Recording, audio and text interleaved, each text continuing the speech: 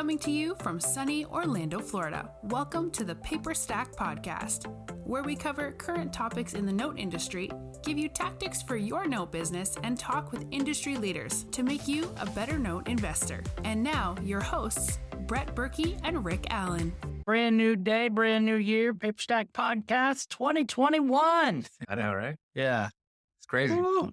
We're off to a roaring start, 2021. Already got stuff in closing, not over a bunch, actually. Yeah. I'm going. The momentum's still there, so that's good. Yeah, It's we're strong ripping. on December, and just we had something that we released during Christmas. So our brand new, we have beta users now. So if you want to be added to the beta team, what's a beta team, Brett? people that are guinea pigs, basically get all the stuff we're working on. They get to see it first, and they can complain about it, and basically say, "Oh, you should do this, you should do that." And we listen and we say, "Oh, okay, cool." So we roll out new features whenever we come up with whenever we go into the R&D department and come out with this brand new genius idea, we take it and we roll it out to some of our users who are on the platform and doing a lot of business and say, "Here, what do you think of this feature?" That's a beta user if you don't know. Yeah. So we've rolled out that, and within that, we've rolled out something called My feed. My Feed. It's going to be how you look at all your transactions.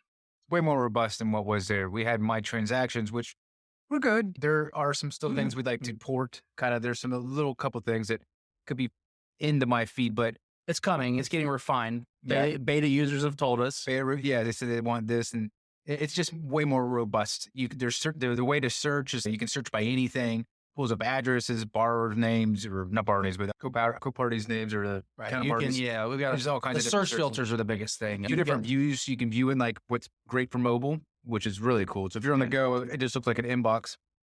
But if you're at your desktop, you can switch it to spreadsheet, and you just go through all of your different transactions. Boom, and just knock out everything on one screen. It's a lot faster. I think if once people get used to it, it'll be a lot faster. It is. It's good. It's once you're used to it, definitely. It's nice. The search feature is great just because you can search by closing. You can search by abandoned, negotiations. I can search by if the address is 1911 Duke, I can just type Duke and it pulls up anything with Duke in it. If I want to say I was doing business with Tom and Jerry LLC, I type Tom and it's going to pull up Tom and Jerry. Yeah, So it's nice. It also has the already pre-built filter of having everything you haven't seen, Yep. and then all your to-dos. So you have everything, and you're like, just show me what I need to do. Boom, boom. Knock it all done. You know, I just realized, though, this is only for the people that have been watching the YouTube channels, that I ironically have just noticed that You wear that shirt just about every time. This is his recording shirt. This is power. I have other clothes. Promise. I don't know why I always end up with a shirt on Thursdays. I don't plan it. I'm just realizing every time we record a video, I just so happen to be wearing this shirt. Which is weird. But besides that, we're excited for 2021. We're hoping the year's going to be successful, and we can all get back to work and get over the Yes. coronavirus. All this stuff can hopefully die down in the spring. Yep. Election's done. Election's done. They have the not the cure, but what do I look for? The shot. Vaccine. The vaccine. The vaccine. The vaccine. So hopefully that's make everyone happy. And Hopefully, what's your biggest wish? for 2021, Yeah. if I could have anything, it just Don't tell me world peace. No, it's simple stuff. Just going back to where my kids don't have to wear a mask for 8 hours a day. Yeah. Things. Let's talk about like Paperstac. I'm sorry. For me, I'm really looking forward. How about this? Something I'm looking forward to is our first in-person event. That'd be nice. I am ready to go. Yes, conferences. We got a couple people to hang out with. We haven't seen Dallas. I'm ready to go to Dallas. I'm ready to go to California. Yeah. Vegas, Paper Source. Vegas. Yeah. We got to go to Dallas. There's some In-N-Out burgers we haven't hit. They don't have those in Florida. We missed those. So it's an annual event. We get off the plane. First thing we do is go to In-N-Out burgers. Yes. It's part of it. So what do you got for us today? So today, it's a brand new year. Let's talk about setting up 2021 with your note business. Okay. What are you going to do? Do we look back? Do we look forward? Do we start planning? What are our goals? Super important to set goals in anything, whether it's personal, business, set your goals. So what's your game plan for moving forward? First thing I always like to don't know where you're going until you look where you come from. Gotcha. You need to take a look at 2020, try to take it all in and look at it and say, where did I kill it? And how can I tweak that, modify anything I do there? But really what you want to look at is, where did I not kill it? Yeah. Where did I fail? Because they always say you learn more from your failures than you do from your successes, which is 100% true. Right? Yeah. I know that's it. I would attempt to say the actual. I would like to hear you say it. I think everybody out there in the podcast world would like to hear you say it. How people who succeed celebrate, and people who fail starts with a P, and I can't forget what it is. I remember what it is right now. Pontificate? No, they think about it. There's a different word for it that I'm looking at. Ponder, maybe. It was something like that. Six with people. Yes. Yeah. Celebrate failure that you think about it. Thanks, Brett. Thank you. Something like that. Thank you. There's first one of 2021.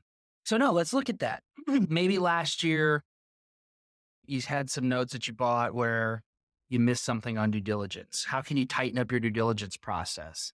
That's something that I think due diligence is something they were always trying to get better at, right? Or put pieces of the puzzle in place, leverage somebody else who's going to do the due diligence, do the do, and not miss stuff. So maybe it's due diligence. Maybe you need to look at it and say, I need to stop doing BPOs myself, or stop doing valuations via Zillow and Realtor.com. Maybe I need to go ahead and spend the money on there. Maybe that's something you do. Maybe your pipeline went dry.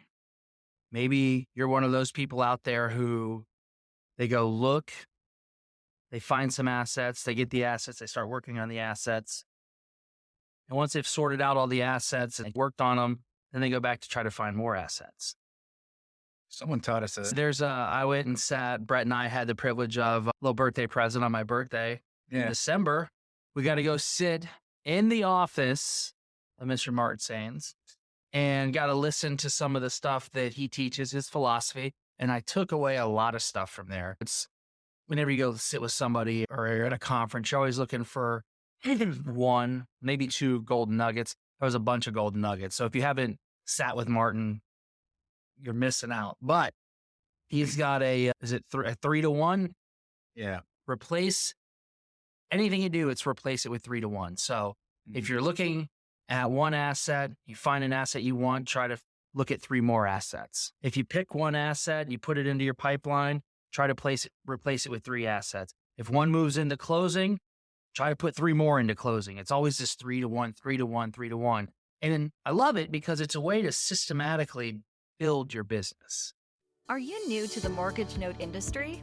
Have you been wanting to learn the step-by-step process to purchase your first mortgage note? Well, you're in luck. We've convinced our CEO, Rick Allen, to break down everything he knows about mortgage note investing. Through a series of 50 videos, you'll get everything from start to finish of where to purchase notes, how to purchase notes, and all of Rick's investing techniques he has developed over the many years. From performing note tactics to non-performing notes, Rick gives you everything he knows about investing. Bonuses include our glossary of industry terms, Rick's own proprietary calculators he created to evaluate notes, discounts from our partners, our Rolodex of vendors, a private Facebook group, along with a lot more. We've packed so much content into the Academy to take you from beginner to expert in no time. To learn more about the Academy, go to academy.paperstac.com/welcome. Again, that is academy.paperstac.com/welcome. Yeah, it makes sense. You're always going to have something in the pipeline. It's kind of like the always be closing motto, right? You're always having something in the pipeline, having it go through the steps in there. And what it'll force you to do is it'll force you to be systematic, because you've got this mentality of, okay, I have one, it's moved over to here. I need to go get 3 more to look at and replace that one with 3. And so you're growing your business, but along the way, you'll be setting up infrastructure, because at some point you'll say, okay, I'm able to find 3 more, but I'm not able to add 3 more. And you can start looking at where's the breakdown. Maybe it's manpower. Maybe it's systems. I always look to systems as the first thing you should try to figure out. How can I put a system in place to replace this, or to fix a deficiency? So we use something similar for other areas of our businesses that I drive It's a great way for doing exactly what you're talking about. You could use it in your no business. We don't use it in that. We don't, no. But use it for other methods of investor outreach, partner outreaches. There's so many different pipelines we got in there. But the whole idea is exactly what you're talking about, where we move them through and basically each one, this is something that I actually learned from Mike, our developers, that you never leave a conversation undone. So even if you reached out to that person, they said to call you back in 2 weeks, your notes in that thing are exactly what you said, exactly what you talked about, because I can look at it, Rick can look at it, Mike can look at it. We all know we're on the same page, and you never leave it out without a task in the future. You always a follow-up task is what we're going for there. You always want, okay, what's next? What's next? Yeah. What's next? And that keeps Nothing should be just dead in the pipeline. It's either out or it's just moving through the stages. We've looked at some areas there of maybe that was what went wrong in 2020 or 20 areas you could improve on.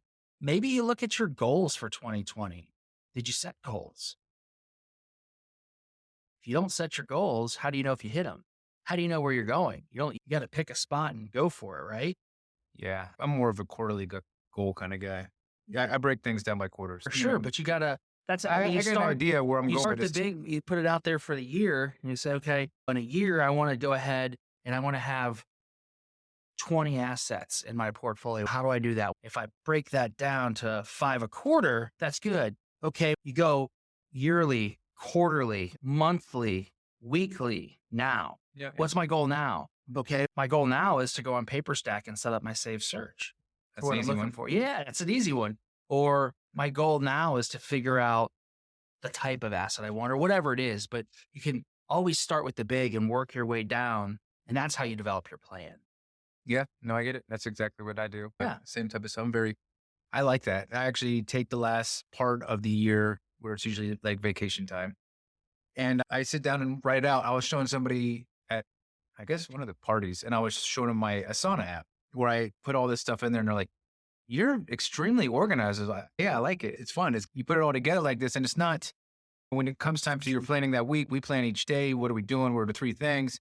I don't have to guess what I'm going to do. It's already there. I can just grab one out of the hat, put it down in the list, grab one out of the hat. And it's like the incremental things. They say 1% improvement each day is 365% improvement over a year. Yeah. So little things like that make a huge difference, especially like drops of water make the ocean, right? Yeah. You need to do each of those little things. That's what adds up to equal the big thing. Drops of water make the ocean. So yeah. Goals. I think that's the biggest thing is look back, figure out, did you have goals? Did you miss your goals? Why did you miss your goals? Here's another one. This is just be an entire episode of cliche sayings. Oh gosh. If you fail to plan to fail. Oh man. That's another good one. Come on. Brian Tracy's going to slap us. I know. Like, I know more of those. Taking all my stuff. Yeah. You got to have all those things and just eat that frog. Eat the frog first thing in the morning. That is a book he wrote, though. I used to read that. Yeah. It is a book he wrote. Good. But no, all those things, the reason they're cliches, yeah, they make sense. They do make sense. They do make sense, right? Yeah. So now that you've looked back, you saw 2020, you looked at it, you analyzed it, you figure out the areas. So now what do you do looking forward? You work them in and try to figure out each part of that. Yeah, you work it in. How do you get the better partners? There's a lot of people, a lot of different Facebook groups. A lot of people offer great advice. If I was at any question, I'd be going to some of those groups. There's a lot of smart people. And I have to say our industry is very giving with their knowledge. I mean, there's a lot of smart people that are busy people. I jump in there and of course I can't answer some of these questions are very specific, but you have lawyers in there. Chris 70 will answer your questions a lot of times. Right. And then Jamie and they'll go through all kinds of stuff, but everyone's very willing to give information. That's a definite bonus of this industry. Yeah. So maybe 3 things to focus on. 1, set your goals. If you haven't picked up on that, goals are big. 2, figure out somebody who you can use as a mentor or to learn from. Don't ever think that you know everything. You should always be trying to learn. I do that even with all my advertising stuff. Right. Yeah, of course, you're always learning, but try to find somebody that's a mentor, or maybe if you can't find a mentor, somebody who's going to be like an accountability partner. Yeah, I get that. It's good. Brett and I are going to go work out at the gym as soon as my knees have been replaced. Brett talks about it's so much easier to get up and get to the gym when you're like, I have to do this because Rick will be here in 10 minutes to pick me up. And he'll be laying on the horn outside, waking up the whole neighborhood in my house. Yeah. So you have to do those things. It's so much easier when you have somebody that you're accountable to. Yeah. That makes it so much important because it's also, if you put your goals on someone else, they're going to ask about it. Me and my buddy Greg used to do this where Here's a question before you go to talk about Greg. Do you think they have to be in the same industry as you, or could it just, no, it doesn't. It doesn't, not at all. It can be somebody who's in a completely different industry. Those are great. Potential investors are great people to, if you can figure it out, how to make them your accountability partner. oh, they'll keep you accountable. They will keep you accountable, but if they're potential investors, you can go in there and they see what you're doing. They may come on board and start investing. As we're a startup before, I guess we're still maybe technically a startup. I don't know. I don't know. I don't know what label it is. But anyways, when you're in the startup world, there's something that they, another cliche that they said, if you want somebody's advice, ask them for money. If you want somebody's money, ask them for advice. And it's true. It is. When you say, here, I need your advice on something, and you can talk through a scenario, you know how many times people say, I'll throw some money in on that. Yeah. If they have it, if it's the right fit. But it's amazing how easy those pitches go. So you were saying about Greg. Oh, I'm just saying that we used to always do that. We used to keep a bucket because we both work together. And so we had different goals. Like if we were trying to wake up at 5 and then go to the gym, but he lives across town and we'd both meet at the office later. But first thing in the morning at 5:10, if I hadn't got a text message from him saying I'm up, and that was $1 my core. And so at the end of the week, we either somebody was paying for it or we would split it up and we would eat based off performance. But it was always an idea of keeping accountability because he knew that what I know how to do, he doesn't know how to do as well. And what he knows how to do, I don't know how to do at all in terms of like the marketing aspects. Of course, yeah. If you can find somebody that's the yin to your yang and it's not only accountability, but you're learning off each other, it's a huge benefit. But really the accountability is just that person who like, oh God, I got to go to coffee with them tomorrow. I do not want to tell them that I didn't do this. It helps. It helps. And it helps. Yeah. So we're going to focus on setting your goals, finding a mentor. And if you can't do a mentor, you should probably find an accountability partner too. Yeah. The mentor will be your accountability partner, but if you can't find one of those, try to find somebody that's going to hold you accountable. Yeah. Rick's offering himself up right now for accountability partners. Don't joke. I got a space for one. So that's you right. can email Brett at paperstac.com and he will funnel all those right up the chain to me and I will look at them and review the applications. There we go. Yeah. So Brett, BRET, paperstac.com. Or just reach out to him on chat.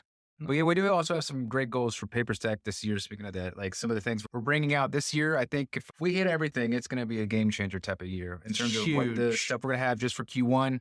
I'm super excited because we've been talking about it for a long time. I think we've been like probably 14 or 15 months trying to get this out.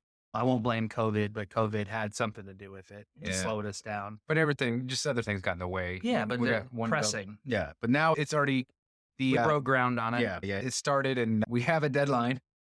So so we stick to that. But right after that, the next stage is coming. It's just as great. It's going to involve a lot of different types of partners, which is going to be really cool, which is really going to expand the footprint of Paperstac. And then after that, if we can accomplish where we're going, I wish we could tell everything. We can't, no. But if we do, it's going to be great for everyone. It's going to be great for all the investors that are on the site, the other people. Yeah. Yes, it's good. So industry's changed quite a bit over the past 2-3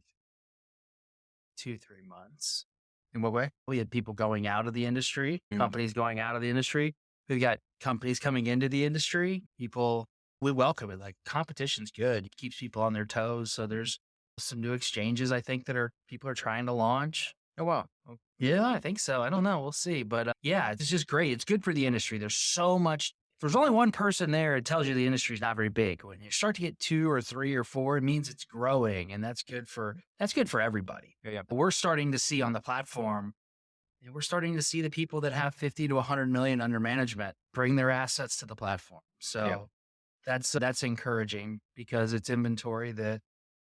There's another funny one of those sayings there, but I wasn't going to say. Come on, let it rip, Brett. It's going to be the one that all tides rise all boats. Rising tide lifts all ships. Yeah. So, anyways, that's what make we my have. own bumper stickers. Having a, Oh my gosh, I don't do the bumper sticker thing, but I would put them on my cooler for sure. Yeah. I would cover my cooler in your saying. I've already. But yeah, we are going to bring on guests as well. We do sound like the boys who cried wolf, but we tried and we screwed it up. I screwed it up. But we're going to get it right this year. That's my goal for Q1 is to get this right. We'll get it out there. So Yeah. I think that's all we have. We just want to touch base, say hello. They're not supposed to say that. We just wanted to. It just dimensions like we wanted to touch base with you and say hello. Oh. You say we just want to do something. It's like you lack confidence. No, we have confidence. We just we wanted to say what's up. Welcome to the new year. We got some exciting stuff coming. It's good to be back. It's good to be back. Had a nice little break. So That's it. Yeah. Should cut it short. Yeah, we'll talk to you guys soon. Thanks. See ya.